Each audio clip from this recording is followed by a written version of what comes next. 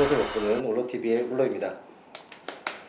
오늘은 저희가 귀한 분을 한 분 모셨는데 한번 인사 한 번만. 네, 안녕하세요. 피트니스 운영하고 있는 김동현 팀장입니다. 반갑습니다. 김 팀장님은 이제 저랑 이제 가족 관계가 네. 편안하게 저한테 이제 네. 말해주면 될 것 같고요. 이제 맨날 저희가 사석에서 술을 먹으면 이제 운동하는 법이랑 운동을 하는 이유에 대해서 저한테 이제 강연을 해주는데 그런 내용이 너무 좋아서 그런 내용을 이제 듣고 싶어서 이걸 이제 진행하는 건데, 운동을 하는 이유가 이제 몸을 만들기 위해서, 이쁘게 만들기 위해서 우리가 운동을 한다고 하는데 맨날 나한테 얘기했던 게, 운동은 몸을 이쁘게 만들기 위해서 한 게 아니다 라고 얘기를 했잖아요. 그 부분에 대해서 궁금해서 좀 답변 좀 해줬으면 좋겠거든요. 이게 웨이트 운동이 우리나라에서만이 위로 올라와 있는데, 원래는 웨이트 운동은 제일 밑바닥 운동이에요. 그러니까 수영을 하기 위해서도 웨이트 운동을 해야 되고, 탁구를 쳐도 웨이트 운동, 테니스를 쳐도, 달리기를 해도 웨이트 운동을 밑바닥에 깔아놓고 가져야 되는 제일 밑바닥 운동인데, 밑바닥 운동이라는 게 이렇게 기본 운동. 그렇죠. 가장 기본적인 운동. 그래야지 부상 방지와 부상 회복이 제일 큰 목적이에요, 이게. 근데 우리나라는 몸을 만드는 수단으로 웨이트 트레이닝이 여기 위에 올라와 있어요, 그레이드가. 그러니까 사실은 아래에서부터 내 몸을 부상 방지하고 부상 회복을 위해서 해줘야 되는 운동이 몸을 만드는 수단으로 되어 있기 때문에 이게 사실 굉장히 위험한 거죠. 기본적으로 약하게 점층적으로 올려서 강도를 조금 세주게 해줘야 되는데, 처음부터 헬스장 가게 되면은 PT부터 시작해서 엄청난 강도를 소화해야 돼요. 근데 보통 트레이너들이 그걸 잘 못하고 조금 더요 하다 보면은 내 체력 이상의 힘을 계속 발휘하기 때문에 몸에 무리가 갈 수 있어요. 그러니까 운동은 조금 적당하게 내 기준을 좀 알아서, 웨이트 운동은 모든 운동을 하기 위한 수단이라고 생각해 주는 게 가장 좋을 것 같아요. 근데 방금 전에 그 운동에 대해서 이제 내 한계를 알아야 된다라고 얘기하는데, 근데 일반인들이 자기 몸의 한계를 알 수가 있나? 알 수가 없죠. 일반인들이 내 한계가 어딘지 모르죠. 그러니까 이제 부상이 되게 많이 오는 거죠. 운동하다 부상당하는. 그렇죠. 그러니까 보통은 이제 스쿼트 뭐 20개, 뭐 25개, 30개 뭐 요 정도로 해두는 게 좋은데, 헬스장 가면 20개씩 해가지고 뭐 30개씩 해서 한 4세트, 5세트 하다 보면 뭐 걷거나 뛰지도 않았던 사람들이 갑자기 근육 운동 한다고 하면 무리가 돼요. 그러니까 알배김이 너무 심해지면 몸살기랑 같이 또 동반할 수가 있어요, 알배김이. 그러니까 이제 면역력이 또 떨어지게 되고, 그 순간만큼은 그럼 오히려 아플 수 있는 확률이 더 높아져요. 그럼 PT 받으러 갔다가 이제 오히려 몸이 아파서. 그렇죠. 한 일주일 정도 쉬게 되는 거죠, 이제. 무리한 운동. 그렇죠. 왜냐면은 그 강도를 모르니까 시키는 대로밖에 할 수 없는 거잖아요. 나 운동하겠다는 욕구는 엄청 높고, 내 한계는 너무 낮고, 내 한계는 또 모르고, 시키는 대로 막 들어가는 거죠, 이제.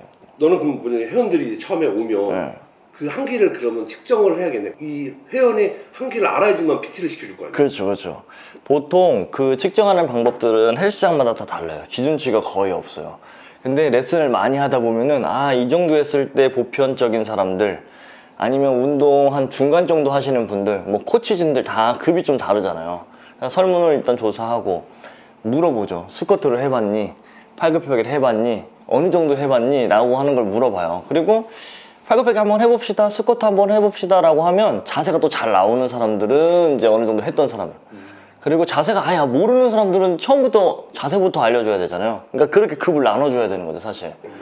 그래서 무리가 되지 않는 범위는, 보통 일반적인 그 회원님들 오시면 요즘에 체력이 높은 친구들이 거의 없어요. 거의 체력이 막 낮아 있어요. 왜냐면 예전에는 걸어 다니고 뭐 등산 다니고 어르신들은 체력 관리하고 하다 보니까 체력이 좀 높은데, 요즘 친구들은 체력이 운동을 안 하다 보니까 더 낮아요.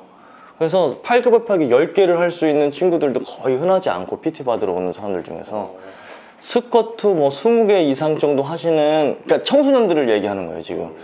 그 청장년층, 그냥 청소년에서 30대 정도까지 봤을 때 체력이 팔굽혀펴기 10개, 20개를 한 번에 풀로 할 수 있는 사람들을 한 10명 중에 한 2명? 3명? 이 정도밖에 안 돼요. 그러니까 체력의 한계가 너무 낮아진 거죠, 기준치가. 그렇게 생각하시면 돼요. 그러니까 그거를 보고 오늘 했던 강도에 대해서 다음날 알이 얼마만큼 배느냐에 따라서 다음날부터 강도를 조절해 줘야 되는 거죠, 사실. 왜냐면 기준치가 있어야지 내가 조금 더 세게 할게요, 아니면 조금 더 약하게 할게요, 이게 있는데, 처음에 오시는 분들은 기준치가 없어요. 그래서 저 같은 경우는 처음에 온다, 그럼 스쿼트 20개에서 25개씩 3세트. 팔굽혀펴기 15개에서 20개 3세트. 그 다음에 윗몸 일으키기 뭐 셋업이라고 하는데 윗몸 일으키기 뭐 15개에서 20개씩 3세트. 그 다음에 이제 가볍게 제자리 뛰기 하는 게 있어요. 요 한 40개씩 3세트. 요것만 딱 하고 이제 끝나요. 그 정도만 해도 힘들 것 같아요. 못할 것 같은데. 그렇죠. 근데 그 정도를 했을 때 보통 저희 같이 운동을 좀 했던 친구들은 알이 안 배요. 그 정도의 알이 안 배. 근데 지금 말씀하신 것처럼 그 정도 못할 것 같은데 라고 하잖아요. 그 정도에서 알이 약하게 배는 친구들이 있고 몸살기가 걸리듯이 배는 친구들이 있어요. 그러면 그걸로 다음날 체크를 해서 저희가 강도를 조절해 주는 거죠. 근데 보통 헬스장 가면 자세를 딱 시켰을 때 운동 수행 능력은 다 다르잖아요. 그러니까 어떤 분은 운동을 엄청 잘하고 어떤 분들은 수행 능력이 좀 낮아서 자세가 좀 엉성하고 그럴 수 있어요. 근데 자세가 잘 나온다고 해서 이제 트레이너들이 운동 잘합니다. 운동 계속 시키죠. 중량 한번 들어볼까요? 그날 중량을 막 들고 기구 한번 사용할까요? 그럼 또 그날 또 기구를 사용해요. 그럼 다음날 이 사람의 강도는 알 수가 없는 거예요. 기준치는 이 사람이 소화하는 것만큼 시켜버렸으니까. 그래서 기준치를 정해놓는 운동법이 사실 중요하니까 보통 헬스장 가셨을 때도 그걸 염두하시고 운동할 때 내 강도 한계를 어느 정도인지를 알려면 기준치 책정을 꼭 해달라고 하셔야 돼요. 근데 최소한 내 기준을 알려면 첫째 날 헬스장 가서 기구 사용보다는 체중 갖고 테스트를 하는 거죠. 옛날에 우리 체력장 했던 것처럼 100m 달리기, 윗몸 일으키기, 뭐 공 멀리 던지기 뭐 이런 거 했던 것처럼 이 기준점을 조금 명확하게 트레이너들한테 책정해 달라고 하는 게 자기 자신한테 훨씬 이득이에요. 트레이너가 그거에 맞춰서 운동해주면 운동을 시켜주고 훨씬 훌륭한 트레이너를 만난 거죠. 알배김에 따라서 그 사람의 강도를 찾은 다음에 그렇죠. 강도에 맞게 트레이너분이 그러면 조절해주면 좋다. 적당한 운동이라는 게 어느 정도 알을 배기에 적당한 운동이라는 거야? 그 보통 알이 배면은 일주일 안에 다 풀어져요. 일주일 안 정도면 다 풀어지는데 알배김이 너무 심해서 몸살기가 오는 경우가 있어요. 으슬으슬 춥고. 저도 있었어요. 그쵸. 네. 그게 알배김이 너무 심하게 밴 거예요. 이제 그거는 내가 캐치를 해서 그 다음 운동할 때는 그거보다 낮게 해줘야 되는 거예요. 일단은 낮게 했다가 그 정도보다 이제 더 심하게 해도 알이 안 벨 때까지는 운동이 하게 되는데 처음에는 알이 너무 심하게 뱄어요. 그럼 그거보다 낮게 해서 알이 좀 안 배네? 그러면 그 한 2주에서 한 3주 정도가 되겠죠? 무게를 살짝 올리던지 개수를 조금 늘리던지 세트를 조금 늘리던지 이렇게 해가지고 조금씩 보는 거예요. 2주에 한 번씩. 그렇게 해서 올려주는 게 제일 좋아요. 근데 진짜 이건 반대의 질문인데 알이 안 배기면 되게 운동하는 맛이 안 나지 않습니까? 그쵸. 안 한 것 같다는 느낌. 그렇죠. 그거는 이제 알이 배는 것도 하나가 있고 운동할 때 이제 펌핑이라고 하죠. 네. 이제 통증이 오는 경우가 있는데 운동을 하고 통증이 온 다음에 알이 안 배는 경우가 있어요. 네. 그거는 펌핑은 된다는데 운동 수행 능력이 좋은 사람들이나 운동 구력이 높은 사람들은 알이 그렇게 세게는 안 배요. 역치 이상을 한계를 계속 뛰어넘어 줘야 되는데 그래프가 계속 한계를 뛰어넘어서 천장 끝까지 올라가는 게 아니고 올라가는 도중에 완만한 경사를 이뤄요. 그래서 자기 체중에 비해서 힘을 쓸 수 있는 한계치가 있기 때문에 다 체격으로 그 개체량을 하잖아요.